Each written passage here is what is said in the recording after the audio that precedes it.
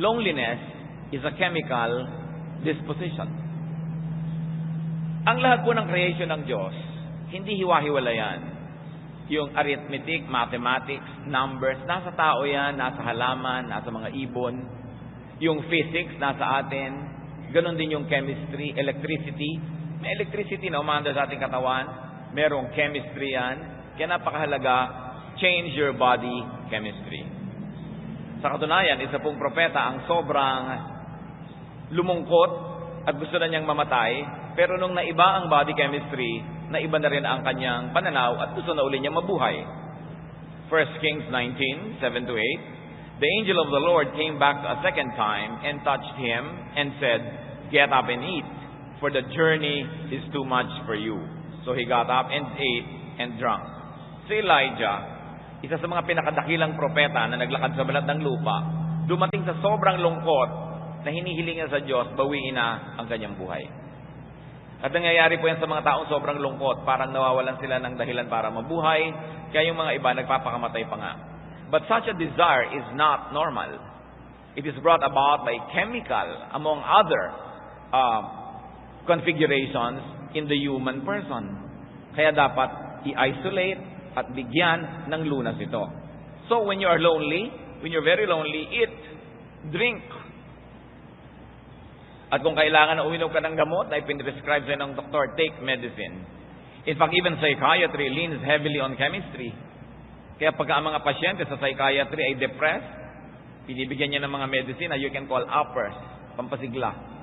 Pag hyperactive naman, binibigyan ng downers para medyo humupa-hupa at pumayapa. So we are chemistry. Kailangan ay binabalanse yun. Kaya kita ninyo, pagka ang mga kababaihan ay nagme-menopause, and they say there's also such a thing as a male menopause, chemical changes happen in the body, naiiba yung mood, nagkakaroon ng mood swings.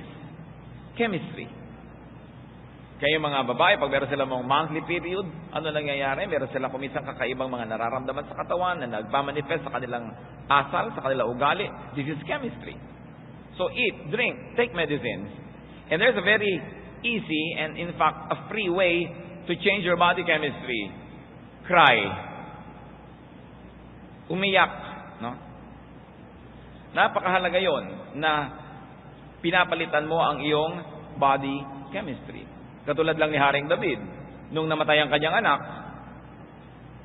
kumain siya, naligo siya, pinalitan niya yung situation ng kanyang katawan, samantalang nung naghihingalo at merong sakit ng kanyang anak, ay siya ay nag-fast, di siya kumain. Pero nung namatay na, sabi niya, wala na akong magagawa, patay na, kakain ako. Dahil sa sobrang lungkot niya, pinalitan niya ang kanyang bodily chemistry. In fact, people of ancient civilizations believed in the therapeutic powers of crying. More than 2,000 years ago, si Aristotle theorized that crying at a drama or watching a play and crying while watching it cleanses the mind. Na nagpapatanggal ang pag-iyak ng mga hindi maibulala sa damdamin, sa tinatawag niyang catharsis. At sabi niya, napakalaking gaan ng kalooban ng tao pag naiiyak ang kanyang lungkot. Kaya nga po may mga tao talaga na pagka nalulungkot-lungkot na, ini-induce na nila yung sarili ng umiyak ng umiyak ng umiyak. At pagkaiyak, masarap na ang tulog. No? Ito siguro ang dahilan kaya mas madalas mamatay mauna ang mga lalaki sa mga babae. Mas marami naman talagang byuda kaysa byudo, di po ba? Kasi ang mga kababaihan, mas madaling umiyak. Kasi sa kultura natin, huwag kang iiyak, lalaki ka. Magpakatigas ka, ayun, nanigas, namatay. Kasi hindi nakakaiyak. That's why many people go to tearjerkers, yung mga pelikula na talagang sobrang lungkot.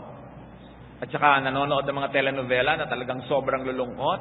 Kasi nagkakaroon ng tao ng excuse para iiyak. Hindi lang yung lungkot ng kwentong pinapanood nila, pati mga sarili nila mga lungkot. Lumalabas yung luha. At pag-alaman po ng mga nagsasaliksik na yung luha, siniyasat nila yung chemical composition, that it has many toxins found in stressed out muscles.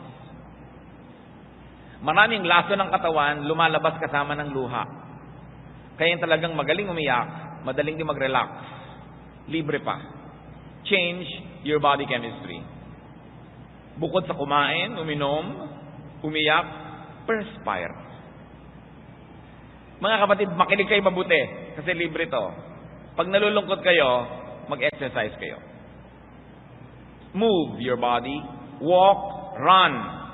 Do martial arts exercises. Dance. Papawisin ninyo ang inyong katawan. Sinabi na namang dalubhasang nag-aral na ang paggalaw ng katawan ay talagang nakakapagpagaling maski ng mga sakit.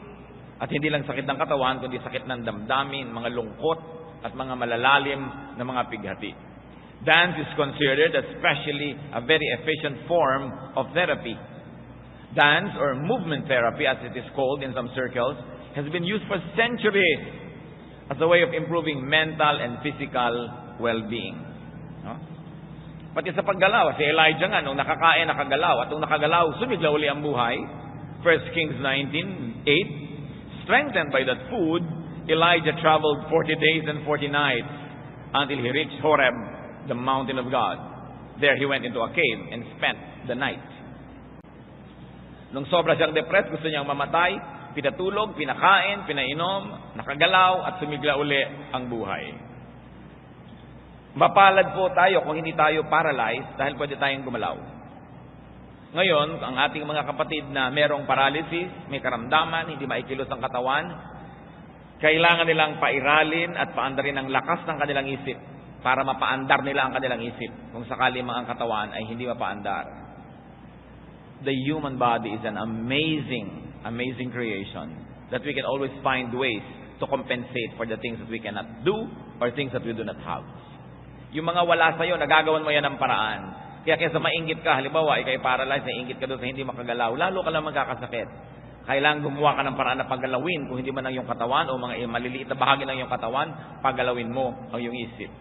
At paggalawin mo ang iyong mata, kumurap ka ng kumurap, kumindat ka ng kumindat, do something, dahil movement changes your body chemistry.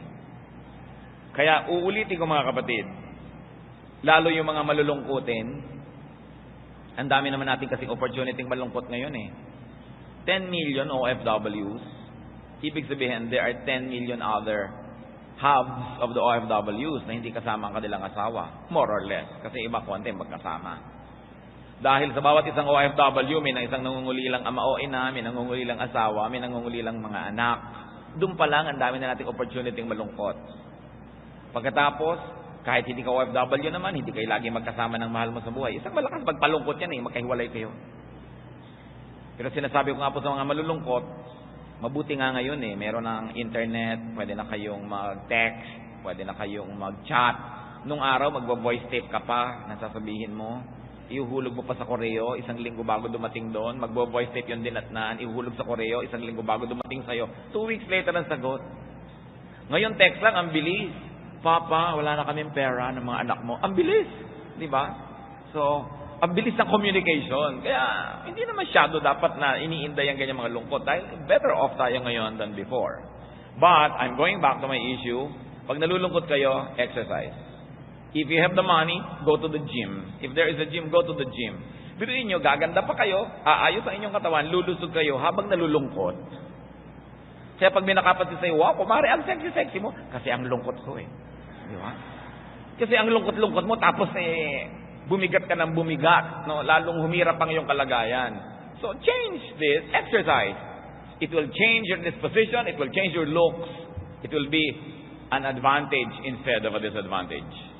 Another point, when lonely, create, recreate, work, do something creative, do something productive and helpful. Kailangan ng mga tao maraming ginagawa. Sapagkat yung paggawa, nakakalibang. Nakakatuwa pa yung bunga ng yung ginawa. Si Solomon po, na pinakamarunong na tao sa balat ng lupa, naging pinakamalungkot din.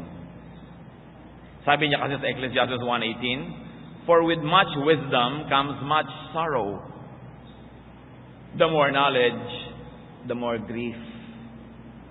Kaya yung mas matatalino, mas malungkot yan eh. Kesa sa hindi masyadong matalino. O baka maglungkot-lungkot ang tuloy kayo ngayon, ano? Dahil nakakalungkot pag marami ka ring alam. Kaya yung pong binibigyan ng Diyos ng ministry na maging marunong para akayin yung mga hindi marunong, maraming kalungkutan yon. Kaya dapat suportahan.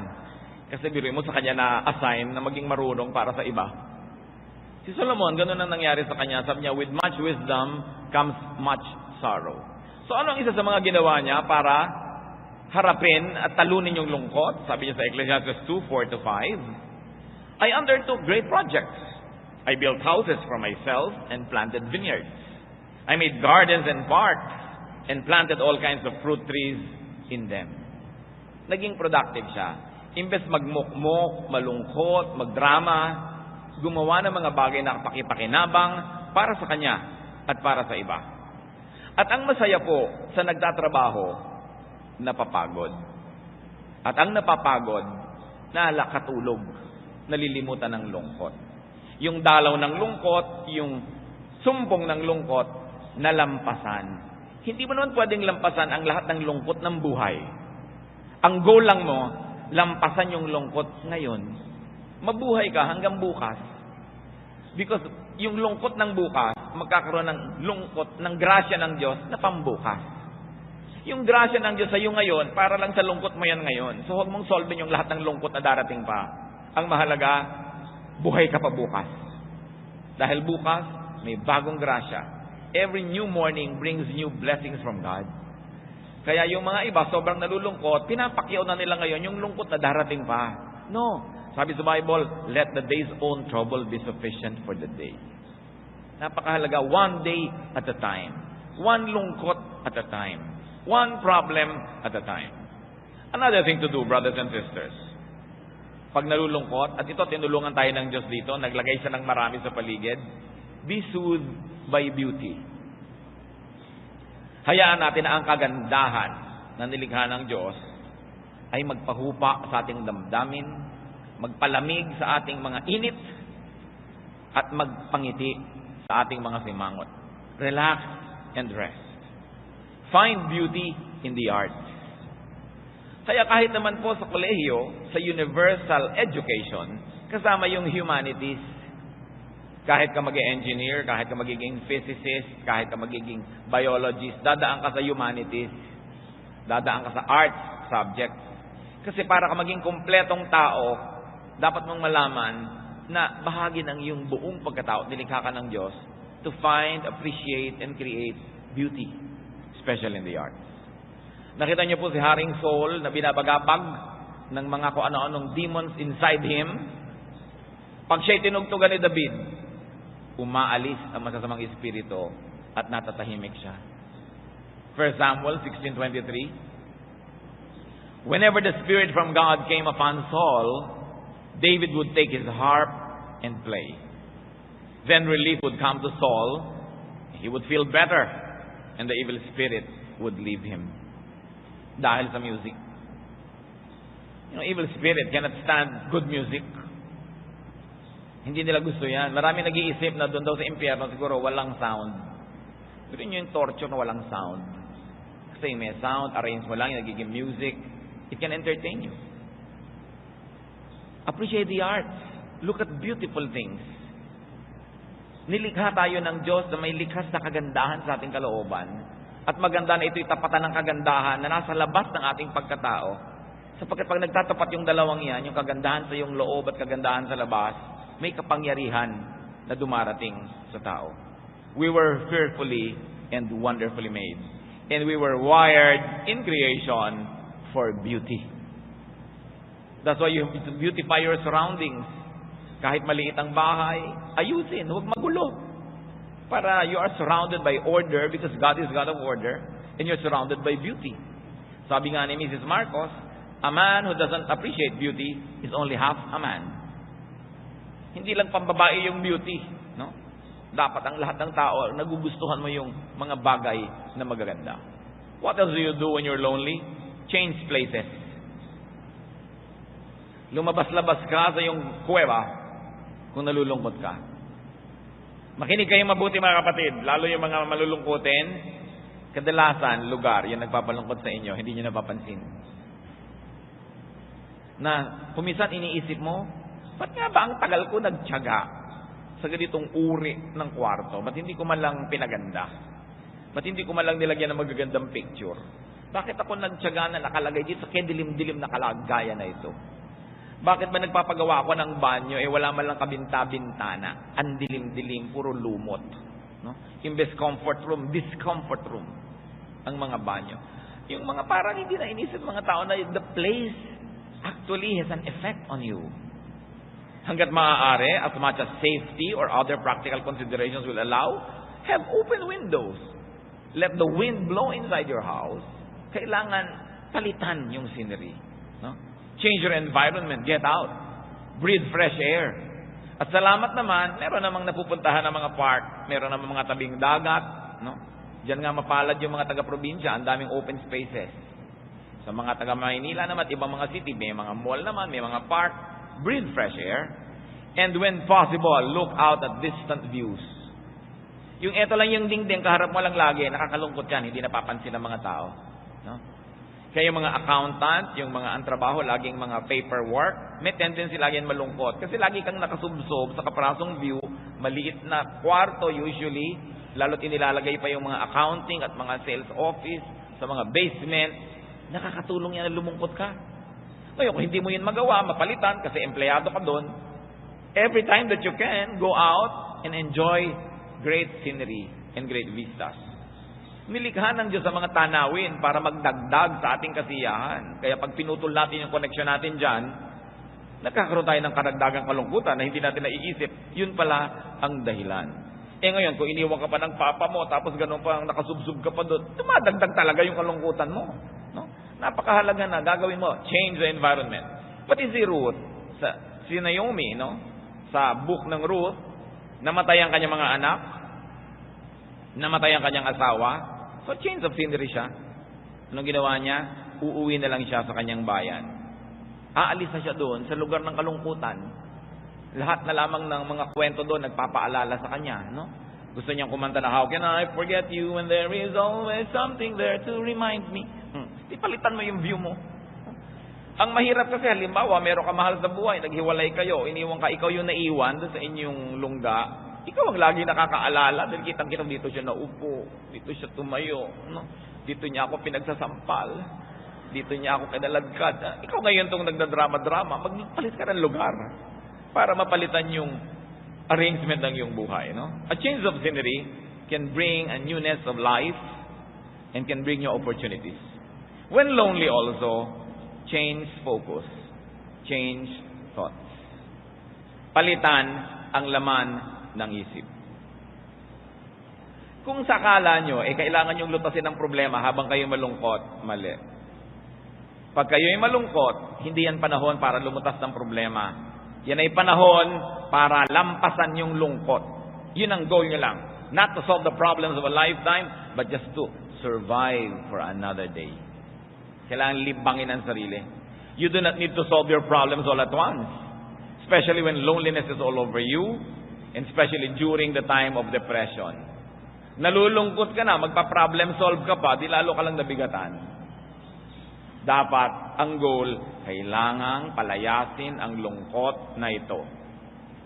So far, paano tayo papalayas? Kakain, iinom, mag-exercise, lalabas, papalitan yung scenery, etc., etc. No? The important thing is to survive the attack. To survive for another day where there will be another supply of God's grace. Sabi sa Bible, your blessing is new every morning. Pag sinabi nyo, gutom na gutom ako, uhaw na uhaw ang aking espiritu, gusto ko nagmamatay. Pero sabihin, no, hindi ako mamamatay ngayon kasi bukas may bagong supply ang Diyos. Darating yon. Kailangan, nandun ako pag dumating yung blessing na yon. Hindi ako nakalibing. Kailangan niya ng policy ng tao. No? 2 Samuel 12:22-23. Nung namatayan itong hari, no? While the child was still alive, I fasted and wept. I thought, who knows? The Lord may be gracious to me and let the child live. But now that he is dead, why should I fast? Can I bring him back again? I will go to him, but he will not return to me. Ito po ang wisdom ni David. Meron siyang anak na nag-aagaw buhay. Habang nag-aagaw buhay, hindi siya kumain, hindi siya naligo, nag-fast talaga siya, nanalangin lang nanalangin. Hindi ngayon malaman ng kanyang mga tauhan kung paano sasabihin sa kanyang namatay na ang bata. Sabi ng mga tauhan, kung nung buhay pa, ganyan ang nangyari. Hindi kumain, pinabayaan ang sarili. Ano pa ang gagawin niya ngayong namatay? Hindi nila malaman na sasabihin, halata ng hari na sila'y balisa. Bakit kayo ganyan? Patay na ba? Opo, patay na. Nagulat sila sa ginawa ni David. Naligo, nagbihis, naglotion, nagpaluto, kumain. Bakit ganyan na nangyari? Sabi ng mga tao, sabi niya, nung may magagawa pa ako, ginawa ko lahat. Pero ngayong wala na, ibibigay ko na sa Diyos. Total, susunod ako sa Kanya at hindi na siya makakabalik sa akin ngayon. Sabi kaya, kakain na ako, maliligo, aayusin ang sarili, itutuloy ang buhay. Nawa tayo na mga hindi naman naiiwasan na mangulila, iwan ang ating mga mahal sa buhay at mauna sila doon sa kabilang buhay. Habang buhay, gawin natin na magagawa natin. Magpuyat ka, magbantay ka, maghihirap ka. Pero kung kinuha na ng Panginoon, nasa kabila na, dapat mo nang ituloy ang buhay mo. Nagawa mo na naman ang pwede mong gawin eh. Maligo ka na, magpabango, ayusin ang mukha, kumain. Dahil magkikita naman kayo pagdating ng panahon. Sabi ni David, hindi ko na siya mapapabalik dito. So ang akin na lamang na ginhawa sa isip ko, pupunta naman ako sa Kanya pagdating ng araw. Pero habang hindi pa ako pinapapunta doon ng Diyos, nandito pa ako, I will have a full life here. Because life is a gift from God. It must be nourished, it must be enjoyed, even when loved ones go ahead in death's dateless night. Napakagandang isipin yan, mga kapatid, na gawin ang lahat ng pagpupuyat, pagbabantay, pero kung sakaling eto na, nandyan na, panahon na para damputin uli natin yung mga bahagi ng buhay natin na pinabayaan natin nung tayo nag-aalaga, nung tayo nagsisikap na pahabain ang buhay niya. Sapagkat ang buhay na ito, bagamat dinadalaw ng kalungkutan, ay huwag natin dapat lilimutan na regalo ito ng Diyos. Dapat itong mahalin at dapat na ipamuhay sa pinaka masarap na pwedeng buhay. Because life is a gift. No? The attitude of David could be a good model for the bereaved. No? Ngayon, napakahalaga mga kapatid, yung pag-change ng thought. Kung kayo ay merong kilala na nalulungkot, na may problema, huwag kayo ang magbubukas ng topic. Alam mo, may problema siya sa asawa. Tapos nagkikita kayo bukas, magkakape kayo, ikaw agad, ano na nangyari sa asawa mo? No. Dapat yung taong nalulungkot, ang bigyan nyo ng privilege kung gusto niyang buksan o hindi. Hindi para sa atin buksan yung sugat niya. Pero kung gusto niyang buksan yung sugat, nagbibigay siya ng mga hint na yun ang gusto niyang pag-usapan, sakay ka lang. Sige, pag-usapan natin. Pero hindi para sa iyo buksan yun at kalkalin. Kasi ang tao pong nalulungkot, ang taong namimighati, napaka-sensitive. Konting kanti, konting hipo mo lang, sakit na sakit. Kaya kailangan siya ang magbibigay ng permiso sa iyo na pwede natin pag-usapan, kaya ko ngayon. Kasi meron po mga dumadating na lungkot sa buhay ng tao, mga problemang dumarating sa buhay niya na para bang gusto niya sabihin, Diyos ko, sana naman po wala nang kasunod ito ngayong araw na ito. Kung meron man next week na, kasi hindi ko na yata kaya, kung may dadagdag pa. No? Kaya tiyakin natin na kung tayo po nagmi-minister sa mga tao, huwag tayo yung magdagdag ng load na hindi niya kaya o ayaw niyang dalhin sa oras na yon. Na nandun lang tayo, let the grieving person preside over his or her life at tayo nakasupport lang ng nakasupport. Kasi kuminsan sa ating katabilan, kadaldalan, may nasasabi pa tayong lalong nagpapabigat sa damdamin ng tao. Kung minsan, ang sakit-sakit ng loob niya tungkol sa kanyang asawa, yung asawa ko talaga, napakasama niya, ganyan. Tapos dadagdagan mo, talaga yung asawa mo, demonyo talaga yan, ganyan. Nasasaktan din siya dahil may right siya na sabihin yun tungkol sa mahal niya sa buhay, pero ikaw wala. Pag ikaw na nagsabi, galit na rin siya sa'yo. No? Kasi mahal niya yun. So maingat tayo, dapat yung bibig. Napakalaki ng nagagawa niya sa ikabubuti o ikasasama ng kalagayan ng kapwa. Pero pag ang kapwa ay sobrang lungkot, napaka-sensitive niya, isang salita mo, pwede siyang malagot ang hininga. Kaya dapat mabait tayo sa mga nalulungkot. No? At yung pag-aalala tungkol sa maraming mga bagay, isipin natin, balikan natin na may bukas para sa ibang problema, huwag nating pakyawin lahat. Sa Matthew 6:34, sabi ng Panginoong Jesus, therefore do not worry about tomorrow, for tomorrow will worry about itself. Each day has enough trouble of its own. At Romans 12:2, be transformed by the renewing of your mind. It has a universal meaning. You want to change the equation of your life right now? Change your thoughts. Change the way you think. Focus on something else. Focus on beautiful things. And allow the lonely people around you to refocus their thoughts. Bigyan nyo sila ng ganung lugar. Psalm 42 verse 5, isang magandang halimbawa ng pagpapalit ng laman ng isip. Why are you downcast, O my soul? Why so disturbed within me? Put your hope in God, for I will yet praise Him, my Savior and my God. So nakita nyo, from downcast and disturbed to hope and praise. Sabi niya, bakit ka nga ba nalulungkot? Ha? Kaluluwa ko, sarili ko, kalooban ko. Bakit? Tigilan mo yan, sabi niya. Bakit sobra ka nababagabag? Umasa ka sa Diyos. Purihin mo ang Diyos at maiiba ang lahat. So kung nalulungkot na nga, huwag nang dagdagan man ng lungkot, ibahin ang iisipin.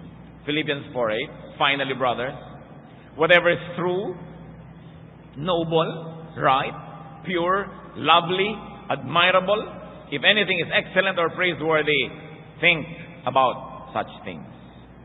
Yan ang pagtuunan mo ng pansin. Sabi niya, yung maganda, yung mabuti, yung kahanga-hanga, yung nakakapagpasaya, yung nakakapagpaangat ng damdamin. Yan ang pagtuunan ng pansin. And very importantly, when you're sad, do something enjoyable. Have you heard of one of the most effective therapies of all? It's called retail therapy. Shopping. No? Napakalakas magpalibang ang shopping. Sasabihin niya, walang pera, kaya sasabihin ko ang next kong mensahe, mga kapatid. Kahit gaano kahirap ang buhay, kahit gaano kayo kuminsan kakapos, mag-ipon kayo ng pang shopping money pag nalulungkot kayo. Save some money to splurge in times of loneliness. Pero kayo dapat alkansya na nakalagay sa labas, lungkot fund. Diba? Hindi ko ito gagastahin dahil masaya ako. Masaya na nga ako, gagasta pa. Diba?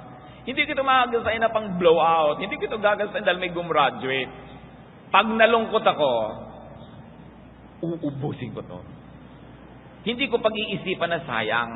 Kasi yung nailigtas niya ako sa pagiging baliw na hinahanap ko si Basilio, hindi sayang yon. Dapat meron kang shopping money. When lonely, put money to work. No? Sabi sa Ecclesiastes 10:19 ni Solomon, a feast is made for laughter, and wine makes life merry. But money is the answer for everything. Kita nyo? Nakakapagpasaya yung pera. Hindi lagi, pero madalas. No? So, mag-ipon-ipon kayo ng tawag? Lungkot fund. Ngayon, ang ipanalangin nyo, hindi nyo magamit buong buhay. Sana nga. Pero kung sakali, meron kayo nun. Meron naman mga tao, napakamiserable, walang maibili kahit lason kung gusto magpakamatay. Wala man lang naimpok. No? Kailangan nag-iipong-ipong ka na pangpasaya sa buhay kasi dumadalaw ang lungkot. Mga wives, di ba? Mag-ipon-ipon kayo. Pagka biglang nawawala ang asawa nyo, hanapin sa tawi-tawi, dapat may pamasahe naman kayo. Ang hirap-hirap nung balisa-balisa ka sa buhay, may nabalitaan ka nasa tawi-tawi, wala kang pamasahe. No? Nakatingin ka lang sa picture sa kalendaryo sa dingding nyo at pinag-uumpugan mong ulo mo dahil wala ka man lang. Ang hirap namang malungkot na wala ka pa, no?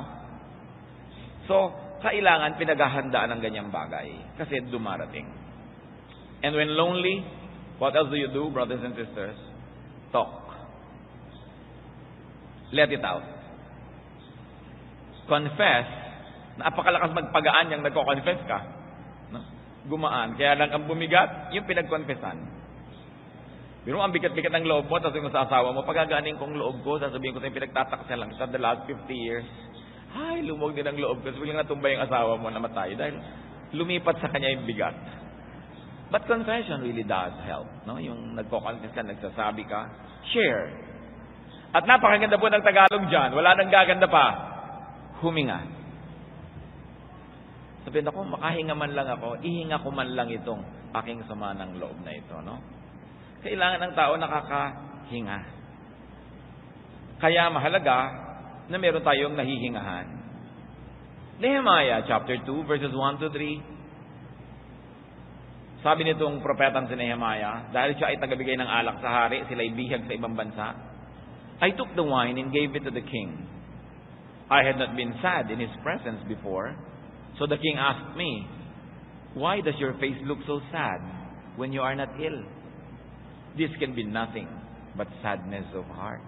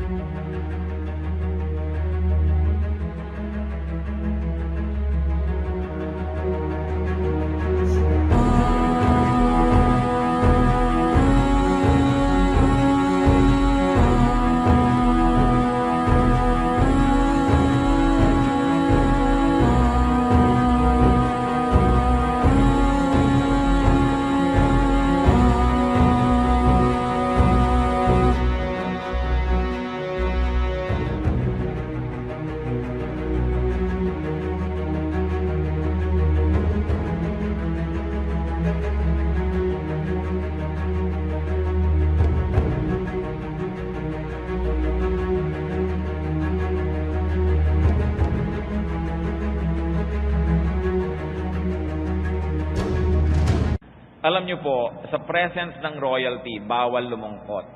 Bawal ang sakit ng ngipin, bawal ang lahat ng uri ng sakit. Kasi dapat hindi mo binibigyan ng kabigatan ng damdamin ng namamahala. Sapagkat naniniwala ang lahat na kung magaan ang kanilang pakiramdam, higit lalong magiging maganda ang pag-iisip at lalo silang makakapamuno. There is such a thing as that kind of ministry, that you minister to people with high positions, you minister to people with grave responsibilities, by not making them any sadder than they already are. Kaya sinabi itong si Nehemiah, hindi ko naman ugali na magpakita ng mahabang muka sa harap ng hari. Pero sapagkat napakatindi ng kanyang kalungkutan, hindi na ilihim ng kanyang expression. At yung hari naman talaga, deserving maging hari, sensitive, marunong. Sabi niya doon sa nag-aabot, "Ba't ganyan ang mukha mo? Kang lungkot-lungkot." Siguradong wala nang ibang dahilan, kundi yan ay sadness of heart. At dahil na ekspresyon, nahanap ng kalutasan yung ikinalulungkot niya at nagkaroon siya ng kasiyahan. Now, because you have to share, dahil kailangan tayong huminga, pre-depression preparation is needed. Anong ibig nating sabihin? Sapagkat alam mong darating at darating ang mga araw ng lungkot at napakahalagang meron kang nahihingahan, dapat bago pa dumarating ang mga araw ng lungkot, mga kapatid, meron na tayong mga kaibigan, kapalagayang loob. Handa na silang makinig sa atin dahil matagal na rin naman tayong nakikinig sa kanila. It is very important to have confidence. Yung mga napagtatapatan mo, napagsasabihan mo ng mga bagay-bagay. Kasi pressure cooker man, kailangang makahinga yung usok niya. Hindi pwedeng nandun lahat sa loob dahil sa sabog. Kaya napakahalaga nung meron ka mga kaibigan na nino-nurture mo, nino-nourish mo, inaalagaan mo yan, hindi yung sobra ka ng busy, wala ka ng time sa kanila, iniaagaw mo yan ng panahon. Na kahit yung kaibigan mo na iba yung relihiyon, na iba yung paniniwala, kaibigan mo pa rin yun, hindi na iba na yung relihiyon niya magkaaway na kayo. Hindi ka naman nakakatiyak na lahat ng kasama mo sa bago mong relihiyon, magiging kasundo mo rin, nakakaaway mo rin naman yan. Kailangan yung pagkakaibigan, ginagalang yan, kahit anong kalagayan ng tao. Siya man ay umunlad o kabaligtaran nun, umatras o umabante, siya man ay nagtagumpay o nabigo, siya man ay luminis o dumumi, siya man ay bumanal o nagkasala, kaibigan is kaibigan. That is a sacred relationship. And God had provided these avenues for friendships because He knows that it's through the ministration of friends that we can survive many lonely days. Kumisan nga yung mga mag-asawa, kaya ka lang nagsusurvive sa problema niyong mag-asawa kasi may kaibigan kang nahihingahan. Proverbs 17:17, a friend loves at all times, and a brother is born for adversity. Sinadya ng Diyos na ang pagpapakaibigan at pagiging mga kapatid ay para talaga sa panahon ng hirap, hindi lang sa panahon ng saya. Ngayon, ikaw maka-Diyos, Bible-based, born-again, evangelical Christian, Nakakahinga ba sa'yo ang iyong mga kaibigan? O nagsisimula pa lang sila dyan-judge mo na evil yan, mali yan, sin yan, hindi na makakibu sa'yo. No? Hindi ka na makaka-minister sa kanila pag ano kaka-judgmental. There is a time to preach. Sabi nga sa Ecclesiastes, there is a time for everything. There is a time to be silent. There is a time to speak. So kailangan na tayong mga kaibigan. Proverbs 18:24, there is a friend who sticks closer than a brother. It's precious to have friends. So offer your ears and listen. Hindi naman ikaw lang lagi ang papakinggan. Whenever you are the strong one, then be the listener. Be the comforter. Because your time may come when you are the one who needs the comfort, then you will be the speaker and the other person, the listener. Kadalasan naman, kahit hindi ka bigyan ng payo, yung makahinga ka lang, lumuwag na eh. Kailangan lang maihinga. At yun, ang mga wika po natin sa Pilipinas, ang mga iba natin mga wika, meron din silang word for that. Nang ibig sabihin din, ihinga mo, sabihin mo, ilabas mo. So anong payo ng Proverbs 27:10? Do not forsake your friend and the friend of your father, and do not go to your brother's house when disaster strikes you. Better a neighbor nearby than a brother far away. Hindi tayo pinipigil na pumunta sa kapatid, pero ang context nito, malayo yung kapatid mo, may kapitbahay ka, di diyan ka na pumunta sa kapitbahay. So ang moral lesson, makipagmabutihan sa kapitbahay. Kasi may mga kapatid ka man, kung malayo, maliwala rin yun. Ang mahalaga, maganda ang relasyon mo doon sa mga taong malapit sa iyo. Ngayon, kung wala kang ganitong karamay, may mga tao sumusuling sa mga professionals, sa mga psychiatrists, counselors, at pag yung mamaliitin, may mga nagpupunta sa mga GRO at mga hostess. Alam nyo kung bakit? Wala nang masabihan eh. Napakadalas minamasama natin yung mga babaeng ito, mga hostess sila, mga GRO, kukuya-kuya-koy, chichiklet-chiklet, nakikinig sila ng mga problema nito, mga lalaking ito, gaganyan-ganyan. Pero hindi natin alam na nakaka-minister din sila. Kaysa magbaril na yung tao dahil wala na mapagsabihan, walang mapagtapatan. At alam nyo kung bakit kuminsan sa mga ganito pa uri susuong at pupunta ang marami? Kasi judgmental tayo. Na i-communicate ba natin sa ating mga anak na ano man ang problema nila, pwede nilang sabihin? O takot sa magulang sobra? Kaya kuminsan, the parent is the last to know. Nakapitong abortion na pala yung anak, hindi alam ng nanay. Bakit kuminsan, parents are the last to know? Because we communicate to them an air of judgmentalism. That they cannot tell us certain things. No? Ayaw natin madinig. We bury our head in the sand and we pretend that the world is pink and beautiful when our own children have problems. Mga kaibigan natin, hindi nakakapagtapat sa atin. Nagbabalat kayo, itinatago ang mga tunay nilang mga nadarama. Kasi hindi tayo nakakapag-communicate ng openness na unconditional love. Kung ano ka man, ano man yung problema mo, anong naradama mo, dadali natin yan together. So hindi nagsasabi. For every person that commits suicide, there are probably 100 others to be blamed also. Dahil bakit nandyan lang sila, hindi sila nasabihan? Kasi hindi sila nakapag-communicate na pwede silang sabihan. Mahalaga ang tao nakakahinga. Pag may problema ang mahal natin sa buhay, hindi panahon yan para maging matalino. Hindi panahon yan para maging moral. Hindi panahon yan para maging correct and righteous. Panahon lang yan para magpagaling ng sugat. Panahon yan para magmahal, mag-aruga, tumanggap ng walang patakaran. At kung matino na, lumakas na yung tao, nakarecover na, kung meron mang dapat pag-aralan, doon pa lang dapat pag-aralan yan. Nakakalungkot kung minsan, ang pagsisisi lagi nasa huli, ng mga magulang kinailangan magsisi ng anak nila, naglihim ng naglihim sa kanila, lumubog ng lumubog sa problema, dahil nauna ang takot. So it's important when we are sad, connect with people. And very especially, connect with the source of your happiness. Dali naman mag-connect ngayon. A call, a text, an email, a chat, connect ka na. No? Napakarami ng paraan ngayon para makakonect ang tao. So avoid needless disconnection. Avoid needless everything or nothing arrangement. Lalo sa mga mag-sweetheart, kaya naman ang lungkot-lungkot mo, ayaw mo lang mauna mag-text eh. Kung nag-text ka lang, text na rin siya dahil hindi na rin siya makatiis, inaantay lang mauna ka na, di ulahan mo na, nang matapos na yung lungkot na yan. Yung mga ayaw mag-usap, hirap na, pero ang totoo, mauna lang siya, Diyos ko, paunahin mo lang po because of my pride naman. Kahit konting-konting una lang, kahit smiley, pwede na. No? Tapos, kakausapin mo, 2 text lang nagpalitan, natanggal na yung lungkot mo, bumalik na yung saya mo. Bakit di mo gawin? Pinapahirapan mo yung sarili because of pride. Pag may mga tao nagmamahalan, tapos hindi sila nag-uusap, nag-aaway sila, nakakalungkot yun. Pareho rin namang nalulungkot, parehong gumagawa ng mga kabalbalan para malibang. Why not do the easier thing and be the first one to reconnect? Dahil pag mahal ka rin naman yan, isang hi mo lang, mamaya may sagot na uli yan sa'yo. Tapos na, problema nyo. Kung bakit ganun, yung mahal na mahal mo sa buhay, yung hindi lang mag-text, pinoproblema mo, laki-laking bagay. Pero isang text lang, para ka nang dinala sa paraiso. Piso lang. Diba? So, dalian.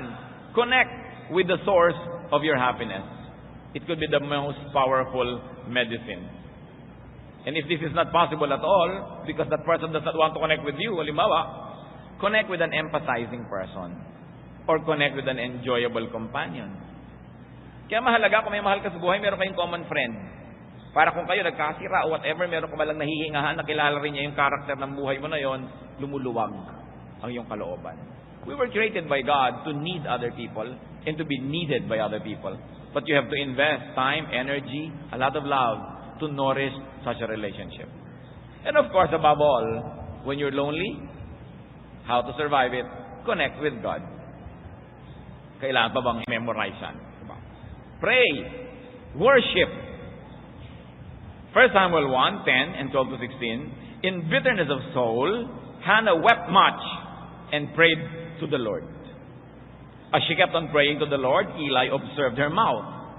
Hannah was praying in her heart, and her lips were moving, but her voice was not heard.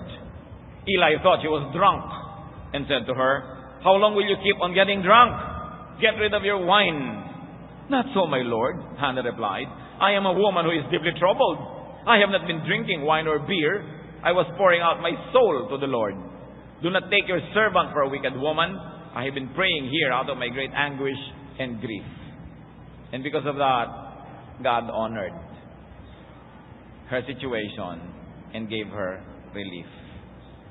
Marami tayong mga relief. Merong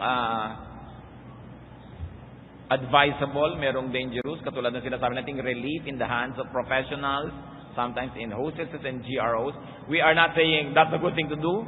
But what we're saying is, bakit nagpupunta doon yung asawa mo, hindi mo ma-comfort? Diba?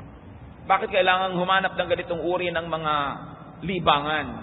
May pagkukulang ba tayo sa mga mahal natin sa buhay? Hindi natin agad-agad na sinisisi yung ganyang mga tao at ganyang mga professionals. Sapagkat nagkakaroon tayo ng mga pagkukulang, kaya nagkakaroon ng pangangailangan sa mga ganong uri ng mga paglilingkod. Malaki at malawak yung buong istorya. Hindi mo lang pwede, ito ang problema, ito masama, ito masamang babae. Bakit nagkakaroon ng ganyan sa lipunan? Sapagkat maraming pangangailangan na hindi natutugunan, ng mga dapat ay tumutugon doon. We've got to think of it from a more comprehensive perspective. So, kumusta ang ating mga kalungkutan? Remember, you do not need to solve the problem of a lifetime. Just survive the day. Just survive the night. Tomorrow is another day. It will bring another blessing. It will change everything. A new sunrise changes many things. And it's very important to help others survive. When others around us are lonely, be kind. No? At kung may mga tao na dahil sila nagkakilala, nagkatagpo, naging magkaibigan, naging magkaibigan, huwag na tayong mangontrabida dyan. Rejoice that there are 2 less lonely people in the world. Bakit may mga tao kontrabida? Pag nakakakita na nagkakaigihan, ang gusto intrigahin, paghiwalayin. Pero pag pinaghiwalay naman, hindi naman nila sasamahan, hindi naman nila papakainin, hindi naman nila titextan, hindi naman nila papadalan ng bulaklak. Ba't ka nakikialam? 6 na bilyong tao sa planeta, ang dami-daming malungkot. Kasi hindi sila nagkakatagpo-tagpo. Ngayon, pag kami nagkatagpo, himala, huwag nyo nang guluhin. Liba nilang may maiaalok kayong mas mabuti at handa naman yung taong tanggapin ang inyong iniaalok, huwag na kayong sumali sa kwento. Be happy that there are people who are happy. At kailangan, lagi tayong merong nakalaan sa ating puso na openness to share. gumagaan ang problema pag pinagtutulungang dinadala. And friends, I will repeat, are very important blessings from God. Because friends multiply our joy and divide our sorrow. Aming Diyos, salamat sapagkat kayo'y mahabaging Diyos. Salamat kayo'y concerned sa buhay namin. Dalangin namin, Panginoon, yung mga kalungkutan ng aming buhay ay maihanap namin ang lunas sa iyong karunungan, sa iyong mga salita. Nawa ang aming mga pinag-aralan ay mapakinabangan at dagdagan niyo pa, payamanin sa isip ng mga kapatid. Manalangin tayo mga kapatid right now. Bow to the Lord in His holy presence and let the Spirit speak to you. I like to pray for some people. With heads bowed, eyes closed, in the presence of the Almighty. Nais ko pong ipanalangin ng mga kapatid ngayon na mayroong mga matinding kalungkutan. Mahirap dalhin, mahirap harapin, nandyan. Hihingi tayo sa Diyos ng habag. Sino man sa inyo, mga kapatid, ang nais maipanalangin, meron kayong mga kalungkutan, I'd like you to stand. We're going to pray. We're going to ask God for a blessing. Praise God for your openness to the Lord and for our honesty that we are lonely. Sino pa po ang nais tumayo, hindi yan dapat kinakahiya. Inilalapit yan sa Diyos, inihihingi yan ng pagpapala. Sapagkat ayaw ng Diyos na tayo nalulungkot. Gusto niya meron tayong kasiyahan sa buhay, payapa tayo tahimik. Kung meron pa pong nais mag-acknowledge ng ganitong kalagayan and say, Lord, I'm lonely. Help me. I like to be touched by you. Tumayo kayo. Nais ko kayo ipanalangin. This is the time when we can be together in spirit. And the Lord says, when 2 or 3 are gathered in my name, I am there in their midst. When 2 of you are in unity and you ask, heaven hears. Kung may nais pang tumayo, tumayo kayo. Diyos namin, Diyos ng kasiyahan, Diyos ng kapangyarihan at pag-ibig. Hipuin mo ang bawat anak mong tumitindi ngayon sa iyong harapan. Nagpapahayag na kailangan ka. Kailangan namin kayo, O Diyos. Maraming umaalis sa buhay namin, kailangan namin kayo. Maraming nag-aalis ng aming kasiyahan, bumabawi ng mga pahiram na kasiyahan. Kailangan namin kayo, O Diyos. Marami kami mga pangamba, marami kami iniisip na nagpapalungkot. Kailangan namin kayo. Panginoon, nilalapit ko sa iyo very especially ngayon yung mga nangungulila because they were bereaved. Kung meron man na dahil sa makabilang buhay ang mahal sa buhay, punuin mo ng Espiritu mo yung nabakanting bahagi ng kanilang puso. At dan sa ganon, gumaling ang sugat at maibsan ng kasiyahan na nagmumula sa iyo. Dinadalangin ko rin ang mga kapatid na nalulungkot dahil nagkahiwalay sila ng mahal nila sa buhay. Maaring iba't iba ang dahilan ng pagkakahiwalay pero ganun pa rin nagkahiwalay. Bigyan mo, Panginoon, ang kaaliwan. Bigyan mo ng lakas ng loob. Magpadala ka ng mga tao at mga bagay na magbibigay ng kasiyahan, ng kapahingahan ng isip. At para sa iba pa ang mga dahilan ng mga kalungkutan, Panginoon, maring nabigo, hindi nagtagumpay, maring napahiya, maring basta malungkot lang lalo, hindi niya alam kung ba't siya malungkot. Hipuin niyo, Panginoon. Ipakita niyo ang daan upang magkaroon kami ng kaligayahan sa buhay. At nawa kami, Panginoon, maging sensitive sa bawat isa, na huwag kaming humadlang sa kaligayahan ng aming kapwa, lalo't hindi naman ikasasama ng sangkatauhan ng kanilang kaligayahan. Ituro mo sa amin, Panginoon, na itrato ang bawat isa na individual, na hindi namin pwedeng i-apply sa bawat tao ang isa lamang na prinsipyo because everybody is unique. Teach us, Lord, to respect persons, to respect uniqueness of persons, and to respect personal circumstance. Maupo kayo mga kapatid, patuloy tayong mananalangin. Sa ilang saglit, nais ko ipanalangin ninyo ang mga kilala nyo na alam nyo malungkot. Pray for such persons.